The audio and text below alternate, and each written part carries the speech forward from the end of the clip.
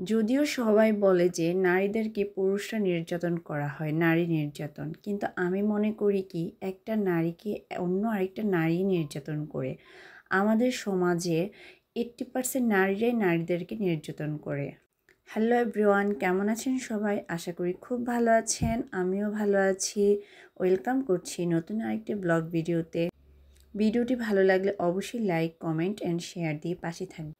আজ অনেক দিন পরে একটা কথা মনে হলো। আমি যখন জব করতাম তখন আমাদের একটা মিটিংয়ে সমাজসেবা অফিসার বলেছিলেন, আমরা পুরুষরা যদি নারীদেরকে 10% নির্যাতন করে থাকি, বাকি 90% নির্যাতন নারীরাই নারীদেরকে করে থাকে। আর এই কথাটা আমি একজন নারী হয়ে এটা আমি বিশ্বাস করি। যদিও আমার কথাটা এখানে অনেকেই ভেটু ধরবেন, অনেকেই বলবেন এটা কেমন কথা, এন তেন অনেক কিছু, কিন্তু এটাই বাস্তব কথা। বরং উল্টো একটা ছেলে সারা দিন অফিস করে, কাজ করে, খাটাখাটনি করে, সংসারের জন্য অনেক কষ্ট করে কিছু ইনকাম করে, বাজার করে, এটা করে সেটা করে, সে বাসায় আসে একটু শান্তির জন্য। কিন্তু দিন শেষে কি ওই পুরুষটা শান্তি পায়? পায় না। কারণ হচ্ছে এদিক দিয়ে বউ যন্ত্রণা, এদিক দিয়ে ফ্যামিলির মানুষের যন্ত্রণা।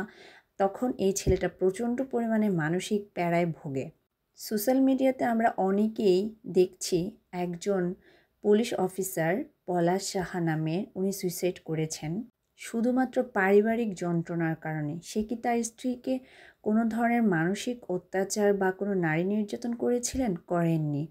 বরং নারীকে নির্যাতন করার কারণে তার ছেলে এটার বলি হলো। সাপোজ আমরা প্রত্যেকেই আমাদের হাজব্যান্ডকে দিয়েই তো ভাবতে পারি, এই যে সারাদিন কাজ করে, সারাদিন অনেক কষ্ট করে পরিবারে কিছু খাবার জোগানোর জন্য, সন্তানের মুখে হাসি ফুটানোর জন্য, স্ত্রীর মুখে হাসি ফুটানোর জন্য কতই না কষ্ট করে যাচ্ছে একজন পুরুষ। কিন্তু বাসায় আসে সে একটু শান্তির জন্য তার পরিবারের কাছে, তার স্ত্রীর কাছে, তার মায়ের কাছে কিছু ভালো সময় কাটানোর জন্য। কিন্তু আমরা আসলেই কি মা বলেন, স্ত্রী বলেন বা পরিবারের লোকজন কি প্রপারলি আসলেই ওই পুরুষটাকে শান্তিতে থাকতে দেই, নাকি মানসিক যন্ত্রণা দিই? আমার কাছে মনে হয় 70%ই মানসিক যন্ত্রণা দিয়ে থাকি। কথাটা যদিও অপ্রিয়, কথাটা যদিও অসত্য কাছে মনে হবে অনেকের কাছে, কিন্তু কথাটা আসলেই সত্যি। যাই হোক, আমি ছোট মুখে অনেক বড় বড় কথা বলে ফেলছি। অনেক আপুরা হয়তো অনেক অপছন্দ করবেন, আমাকে অনেক বকাঝকা করতে পারেন, জানি না। আজকে আমার জামাই বাজার থেকে পাউরুটি নিয়ে আসছিল, বার্গার বান নিয়ে আসছিল, তার হচ্ছে স্যান্ডউইচ, তারপর হচ্ছে বার্গার খেতে ইচ্ছে করছিল।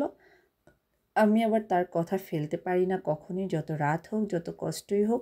আমি তার জন্য বার্গার বানানো শুরু করে দিলাম। আর বার্গারের এই সসটা সবসময় আমি বাসায় আমার রেসিপিতে বানিয়ে থাকি। জানি না কেমন হয় বা কার কাছে কেমন লাগে, তবে আমার কাছে খুব ভালো লাগে। এটাতে আমি সবসময় রসুন কুচি ইউজ করি, যার কারণে একটা গার্লিক ফ্লেভার আসে, খেতে খুবই ভালো।